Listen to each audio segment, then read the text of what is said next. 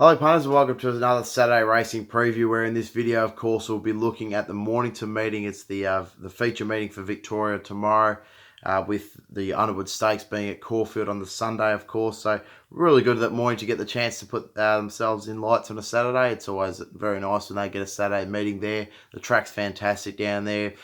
Good 4 rating tomorrow. Overcast conditions. Going to get into it as quickly as possible.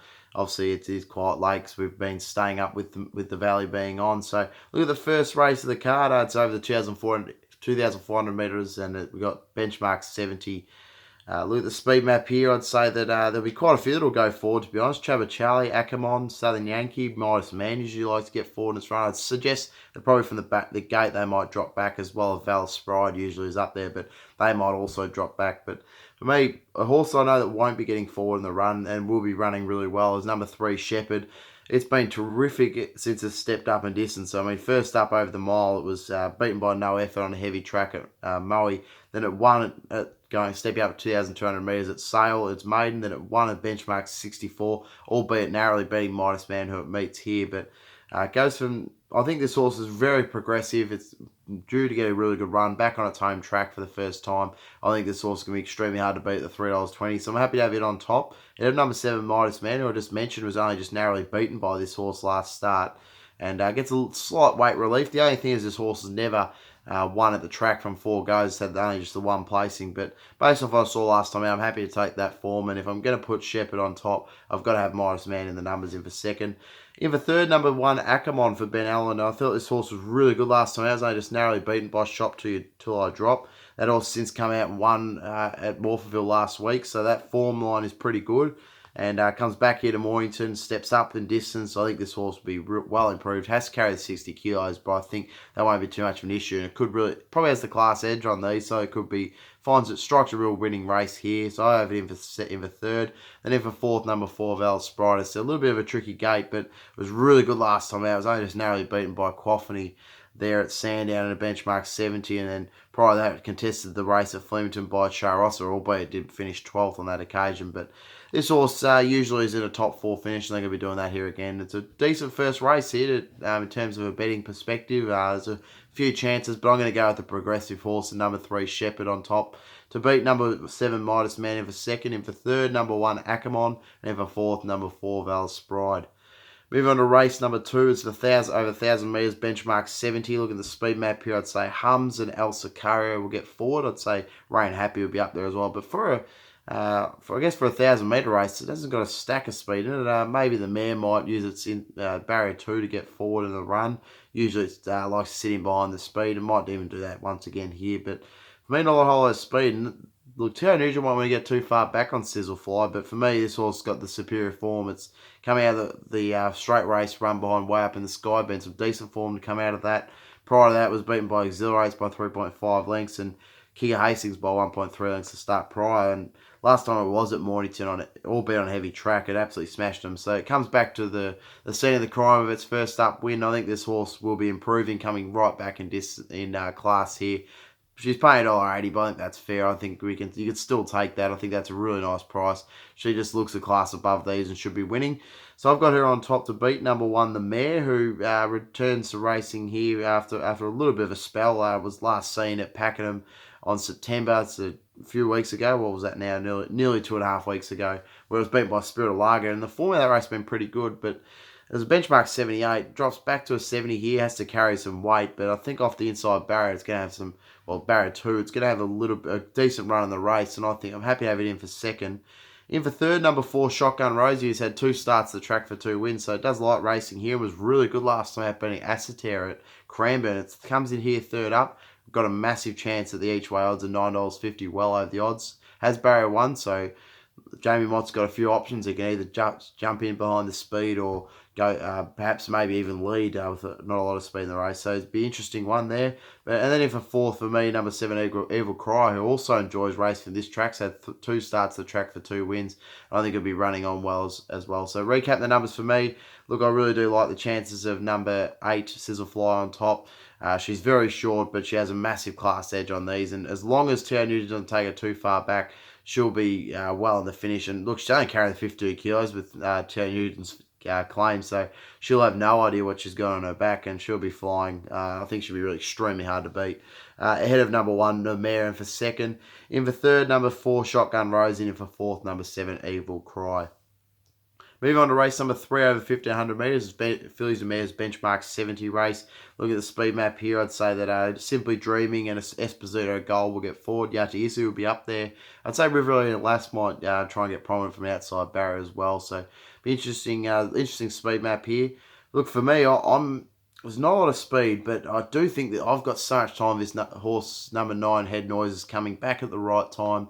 Last preparation, it ran some decent races. It went across to Morphettville and was beaten by Classic Wayway there in a very nice 3-year-old race. Then it got its Seymour maiden out of the way. First up, last preparation. Look, it was always around the money. It's never missed a place. It's come out for a bit of a break. Not a lot of speed in the race, but for me, the 1,500 metres is far enough, and I think it'll be it's just that class above these. I'm happy to take 440 about a horse that is a class above, so I'm happy to have it on top. To beat number 2, Arctic Shock, who we know is a very good talent, racing Group Company last preparation. We finished third, 0.3 length behind Princess Jenny. We know what she did last preparation, and did tonight at Moonee Valley, and then finished 2.6 lengths by Moret at Morphettville in a Group 3, and then, of course, contested the Morphettville of 2,000 metres, a Group 1 there. But so this horse got a lot of ability. It's going to appreciate the step up. But for me, I don't know. I wanted to see a little bit more last start. It was $1.50, and it got the job done, but it wasn't too convincing. And obviously, it was beaten by Cuban tonight, first up, who has since run well. On Wednesday, it ran really well at Flemington, ran a good placing there. So, but I don't know, just for me, $2.60 about a horse that wasn't that convincing last time as a $1.50 shot. Just for me, I'm happy to let it go this time round. In for third, number 8, So You Swing, will be finishing on late. It was really good last time out behind Simply Dreaming. There, it came from a long way back in the field to finish on well. Prior to that, won a nice race at Cranbourne, a benchmark 64 there. So this horse will be finishing on late. And then in for fourth for me, number 5, Collectible, who will also be coming on from the back, coming out some decent form behind Benatoire at Caulfield. So recapping the numbers for me, number 9, Head Noise is on top. There's a bit of a class factor here and right down the bottom of the weights. I think I'm just happy to take the 440 about it on some class. I think it's just got something on these. But number 2, Arctic Shock's got its fair share of class as well, but has to carry 60 kilos and has to improve for me at the $2.60. But I'm happy to have him for second. In for third, number 8, So You Swing, and in for fourth, number 5, Collectible. Moving on to race number 4, benchmark 70 over 2,000 metres. Looking at the speed map here, I'd say that Circos will probably find the top with 2 down under. Rube Riches won't be far off, and I'd say First Class Dreamer might drop in behind them. Look, Rook's really hard to beat, First Class Dreamer with Ben Mallam in the saddle. It's really knocking on the door for a win now. It felt one first up at Sandown on a lakeside track being Ripplebrook. Then it was beaten point length by 0.1 of a length by Porosity, who's come out and won after that. It was beaten by Shared Ambition last start at Caulfield, a benchmark 78. Comes back to a 70. Steps up to the 2,000 metres. I know it's got to carry 60 kilos, but it just looks to get the run of the race and be extremely hard to beat. So I might be able to hit on top. Ahead of number 1, Circos, so I just think it's massively over the odds. This horse was disappointing first up behind Secret Value. But it was over the 400 metres. This horse was going to get way better over further, and I think stepping up to 2,000 metres in this kind of class might just be able to give a bit of a sight, especially if it's left line out front from barrier 1. I think it'll be sticking on well, and if you want to have an each way play, I wouldn't tell you not to. So I've got it in for second. In for third, number 4, Tavistock Dancer, who has promised a lot but really hasn't delivered this preparation, unfortunately. And but it comes back on top of the ground here, which it hasn't seen since last start on Porosity, where it was just way too far back in the field on that occasion and never got a crack at him. But for me, if it shows something like it did last preparation, it'll be going very close to winning this race. And Damien Oliver in the saddle looks very appealing. And in for fourth, for me, number 5, Tour Down Under, who I thought was a bit over the odds. Was a little disappointing last time out behind Tavi Dance, but has never missed a placing at this track. So enjoys running here. Was beaten only by Florida Dream 2 starts back here at the track. And prior to that, on the Kensington track, it was extremely well back and beaten by Commander. So this horse has been around the money in a couple of times. I think it'll be up there again. So recap the numbers for me on race number 4. Very keen on number 2, First Class Dreamer at the $2.15. On top to beat number 1, Circos for second. In for third, number 4, Tavistock Dancer. In for fourth, number 5, Tour Down Under. Moving on to race number 5, Fillies and Mares benchmark 70 over the 1200 metres. First leg of the quaddie, look at the speed map here. I'd say pick up the pieces, we'll spear out and find the top with Waltonia, maybe crossing and Miss Entice will be up there as well. But not a lot of speed in the race. But interestingly, I'm not sure what they're going to do with Caribbean Pearl here, but I'm keen to be with it. It was a little bit unlucky up the straight literally on Wednesday. And it's having the quick backup here, which really intrigues me. Ben Mellum in the saddle for Jason Warren. For me, I've just got a fair bit of interest in this race. Prior to that, it was beaten by Tusker Brook here at the track. It was a very good run on that occasion. So this horse, I think, is really getting close to a win. I think at $13 and $3.06 to place as well over the odds. And just for about a horse that is backing up off, just Wednesday, a race on Wednesday. It's a 4-day backup. That intrigues me a bit, and I'm happy to have it on top. To beat number 1, pick up the pieces, who will dictate on speed. Be extremely hard to beat. So I'm happy to have an each-way play on both of them, to be honest. It was only just run down narrowly last time out, but I think it's able to dictate out front, and it might be just pretty hard to run down with Jamie Carr in the saddle. Look, number 2, Too Good to Hard's a very good talent, but it's going to have to be extremely good to win this time round. There's not a lot of speed in this race. Was very good winning last time out at Sale, but it's going to have to be even better this time round to win off the back of what looks to be a slow speed on paper. So I've got it in for 3rd, and then in for 4th for me. Look, I'm going to throw in number 9, Do It, in for 4th. I thought, obviously, it was a bit disappointing first up. It comes back on top of the ground here, which I think will be much better. This is a horse that competed in Group 3 behind Princess Jenny last preparation, its last run before it was taken out for a spell. All about 201 to odds, but it was only 4 lengths behind her, and then went behind Amphitrite at Flemington in a Group 3 race. So they have thrown her in the deep end a few times, so maybe she might have a bit of ability in her, so I'm happy to have her in for 4th. But recap the numbers for me. Number 4, Caribbean Pearl on top. As said, just that quick backup intrigues me. I thought that run was pretty good behind Ian. In for 2nd, number 1, Pick Up the Pieces. As I mentioned, we're having a 2-way play on those two. In for 3rd, number 2, Too Good to Hard. Well, could knock us out completely, that horse. If the favourite rolls through, we'll look a bit silly backing them both, but I just thought they were both pretty good each way odds for me. And then in for 4th, number 9, Do It, who looks to have a little bit of ability resuming in this race. Moving to race number 6, 1500 metre benchmark 70 race here. Looking at the speed map, I'd say Jumbo Zaki will be up there, but it has to do a bit of work from the outside barrier because Al Phoenix will be getting forward. Strategic Phil out of barrier 2 will get forward. So Callahan out of race barrier number 8 will be up there as well. So not sure exactly where Jumbo Zaki is going to land in the run here, but I still think class might prevail and he'll be too good. I mean, the form looks really good behind Girox the Castle, who of course came out after that one at Flemington a couple of weeks ago. Prior to that, he was jumped his favourite up the straight at Flemington. Full out of that race hasn't been too bad behind Ruben Blair. Of course, Ruben Blair didn't win on Wednesday, but that was a long time ago, that race up the straight there. But look, I think he's building. He's always had a massive rap on him, and he's going to have a bit of luck from barrier 11, but for me, he's the class horse of the field. And I'm going to back class to prevail here. Ahead of number 10, Ariel, who also looks a bit of a talent. Was beaten narrowly by Eagle Spirit. It was a charging run late at Cranbourne. It was a terrific run by Ariel. It was extremely unlucky. Prior to that, it beat Wild Choice at Cranbourne, who's obviously, as I mentioned a while ago for the Mornington meeting, got its maiden out the way. Then was a little bit disappointing in a very strong race, albeit that time. So I think the 4-round Ariel is pretty good, so I'm happy to have him for 2nd. In for 3rd, number 6, Jenkins. Really interested in this horse resuming here. His recent trial was terrific at Cranbourne. He won that trial. Last preparation, he was beaten by Pre-Eclipse, then he went and was only 3.3 lengths behind Shaw Knee. I mean, that's some very good form. He's obviously resuming here at the 1500 metres, which I think is pretty good, and he draws to get a really nice run in the race, so I think he'll be pretty hard to beat. So I've got him in for 3rd. And then for 4th for me, look, I like the chance of number 8, Sir Callahan. If they leave it alone out front, it might be pretty hard to beat. It was pretty good last time. It was only just beaten by Revelous, and prior to that, it beats No Reward at Seymour in a benchmark 64. So I think it's well over the odds if it's allowed to roll out front with Doug Harrison, one of the local trainers. Recap the numbers for me. Look, I do like the chance of number 3, Jumbo Zaki on top here to beat number 10, Ariel in for 2nd. In for 3rd, number 6, Jenkins. And in for 4th, number 2, Sir Callahan at a bit of each way odds. Moving to race number 7, it's a listed race of the card in the feature race. It's the RM Ansett Classic over 2,500 metres listed race. Look at the speed map here. I'd say Big Blue, Valak will get forward. Douglas MacArthur will probably sit just in behind. Naval Warfare will also be up there. So it'll be a bit of genuine tempo in this. And but for me, I'm very happy to be number 4, Douglas MacArthur here. I think it'll improve coming up to the 2,400 metres. I think it'll appreciate Mornington. It'll be sitting just in behind the speed. I can see it getting the perfect run of the race and be really hard to beat. So I'm happy to have it on top. And in for second, got one at a little bit of each way odds here. I think that... sorry, just bringing it back up again.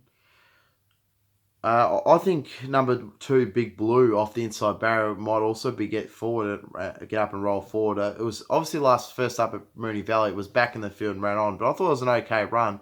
Second up stats are great for this horse. 7 starts, second up for 2 wins and 3 seconds.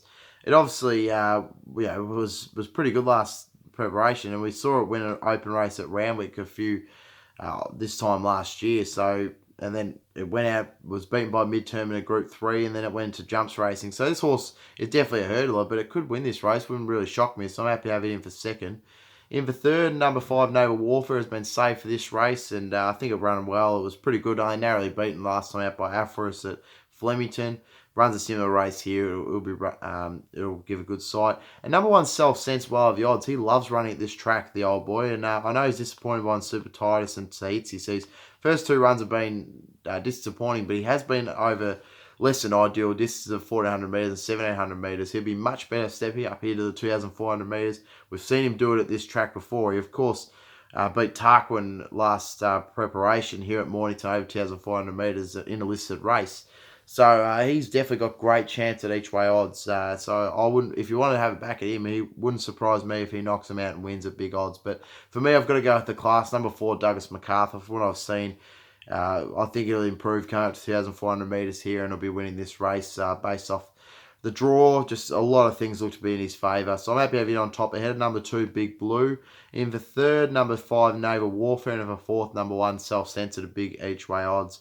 Moving on to the final race of the card, 1,200 metres, benchmark 70 race. Looking at the speed map here, I'd say that Gasworks, Stocktaker, Eagle Spirit will be up there, Pasito. Condor Heroes, be interested what they do with it. Separate probably sitting behind. So a little bit of speed in the race. But look, for me, I'm really interested in this Gallop. I think it's a very good horse. It's number 12, Impy, who obviously came into the care of Pat Carey after winning a $1.60 by 6.3 lengths at Bunbury. Then it was absolutely smashed at Echuca, and boy did it do well. It won by 6 lengths on speed there as well. So this horse, if it lands on the speed, I think it'll be extremely hard to beat. There'll be a bit of pressure on, but this horse looks to have a lot of ability. I think Pat Carey's got a very nice horse in his hands, and we'll be seeing a pretty good horse in the work here. So I'm happy to have it on top ahead of number 5, Condor Heroes. So I thought it was just massively over the odds. I thought it was okay last time out in the Spirit of Lager, benchmark 78.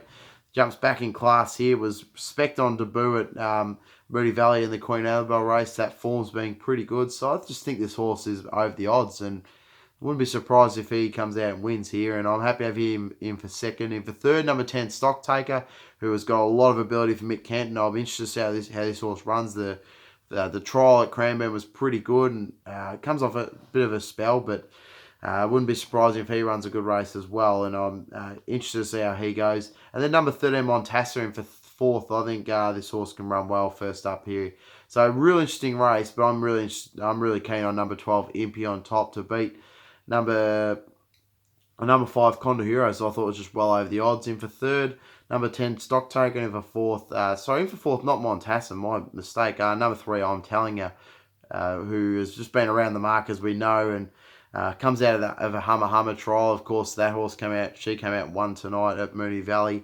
But this horse has been around the mark. I mean, third to Dawn and Pippi is some pretty good form.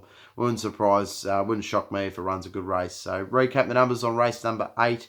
Like the chances of number 12, Impy. I think it's a pretty good, talented horse. In for second, number 5, Condor Heroes. In for third, number 10, Stocktaker. And in for fourth, number 3, I'm Telling You. Sorry about that little mix-up there. But looking at the card, well, look, it's hard to find some value. But in terms of a best bet, well, she's short, but number 9, Sizzle Fly, be extremely hard to beat at the $1.80. I'm happy to have her on top.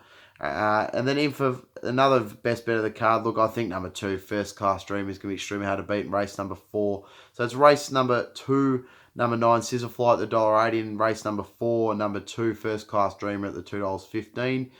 Each way plays, I'm happy to have number 4 Caribbean Pearl in race number 5 at the $13 and $3.60 in, as well as pick up the pieces at the $7.50 and $2.50. And well, there's not really too much other each way value plays that I've got on for the rest of the cards, so I'm happy to have that double play in race number 5. So that's the card at Mornington tomorrow. Good luck if you're playing tomorrow. If you haven't already done so, go check out my Rose Hill feature preview and stay tuned for my Underwood Stakes preview, which I'll be doing for the Sunday meeting. So good luck tomorrow. Hopefully get plenty more winners, and happy punting, and enjoy the races tomorrow. Obviously the Golden Rose will be terrific. Some really good racing in Sydney and around the country tomorrow. Enjoy the grand final tomorrow. Look, not really too bothered who wins for me. I'm just looking for a very good game, and if you're having a bet, obviously do so responsibly. Not that I really care, but yeah, look, enjoy the day tomorrow, whether it's racing or footy or both. It's a fantastic day and a really good weekend, and we'll be hopefully making plenty of pocket while we watch the AFL Grand Final, and then we'll move on into Sunday at the Underwood Stakes. So good luck tomorrow. Thanks for tuning in and for all the support. Check out my social media page if you haven't already done so. All the tips will be up on there, and thanks for watching.